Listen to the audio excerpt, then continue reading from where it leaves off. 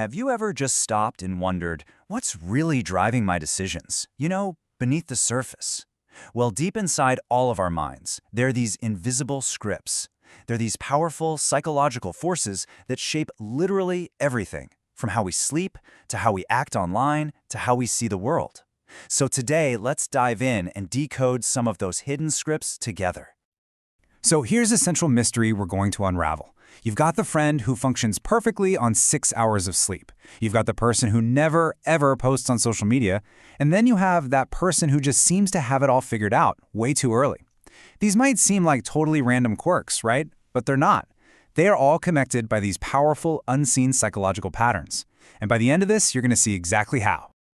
First up, let's tackle something we all do, but honestly, very few of us truly get. And that's sleep. Because it is so much more than just closing your eyes for 8 hours and hoping for the best. Okay, so here's the absolute key. Your brain doesn't really care about the total number of hours you're in bed. It cares about completing its work. You can have 8 hours of choppy, interrupted sleep and wake up feeling like a zombie. Or you could get 6 solid hours of high-quality sleep and wake up feeling amazing. It's not about quality, it's all about the quality of your sleep cycles. So what even is a sleep cycle? Well, think of it like a 90-minute maintenance program that your brain runs on a loop all night. During the deep sleep part, your body is doing all the physical repairs, fixing muscles, boosting your immune system. Then you get to REM sleep, and that's when your mind gets to work, processing emotions, sorting through memories. Waking up in the middle of one, yeah, that's like pulling the plug on your computer right in the middle of a critical update. And, what's so fascinating is how simple the fix is. Your brain runs on this internal clock. It's called the circadian rhythm, and it absolutely loves a routine. When you go to bed and wake up around the same time every day, yep, even on weekends, you're basically training your brain. It learns exactly when to release melatonin. That's the sleep hormone, making it so much easier to fall asleep and wake up feeling genuinely refreshed. Need a practical way to get started? Try this. It's called the 3-2-1 power down rule, and it's a game changer. 3 hours before bed, no more heavy meals. Your body shouldn't be working on digestion. 2 hours before, stop working. Let your brain actually switch off from the day. And for that final hour, no screens. Seriously, that blue light from your phone or TV is actively telling your brain, hey, it's not bedtime yet.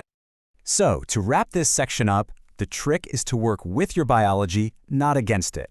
Start planning your sleep in 90-minute chunks, so aim for 4.5, 6, or 7.5 hours. That way, you wake up at the end of a cycle, not in the middle of one. Then, as soon as you get up, get some sunlight in your eyes. It's like a big reset button for your brain's clock. And if you're still feeling a bit groggy, a quick splash of cold water, or just moving your body for a minute will give you that natural jolt of energy. All right, so we've seen how these hidden scripts run our sleep. Now, let's see how they show up in our social lives. Specifically our digital ones. Have you ever wondered about those people who are just silent online? What's their script? This quote right here, it just nails it. In a world that's obsessed with being seen, with getting likes and comments, their silence isn't a sign of shyness or insecurity. A lot of the time, it's actually the complete opposite. It's a sign of a really deep, profound inner security. Psychologically, this whole behavior really boils down to 3 core traits. First, they have a high need for privacy. They're protective of their mental space and energy. Second, they've got strong self-awareness, so they don't need 100 likes on a photo to know their own worth. And third, their self-esteem is secure. It's not powered by external validation, so there's just no pressure to perform for an online audience. And the engine driving all of this is a fascinating cognitive trait called an internal locus of evaluation. It sounds complicated, but it's simple. It just means their scorecard for life is internal. Their sense of success, their happiness, their value, it all comes from their own standards, not from what other people think online. So, at the end of the day, it's a conscious choice. They see the digital illusion for what it is. They get the anxiety that comes from social comparison, constantly measuring your real life against someone else's curated highlight reel. And by staying quiet, they are actively choosing to protect their own mental peace over putting on a public performance. Okay, now for our final and maybe the most profound script of all, the one that gets written way back in our childhood. This script helps us understand those people who just seem incredibly capable, the ones who always seem to have it together no matter what. I think we all know someone like this. They're the rock, the person who handles any crisis with this incredible calm composure. From the outside, you just look at them and think, wow, they are unbreakable. But what's so often happening on the inside is a different story. That composure, that strength, it often hides this deep, deep struggle. Because they learned so early in life that the only person they could truly rely on was themselves. The very idea of accepting help from someone else can feel strange, uncomfortable, maybe even dangerous. There's actually a psychological term for this experience. It's called parentification. It's what happens when a child is forced to become the adult in the room way too soon. They become the emotional manager, the problem solver, the rock for the whole family. Their brain adapts to handle the pressure, sure, but that adaptation comes at a cost. And this right here, this is the heart of it.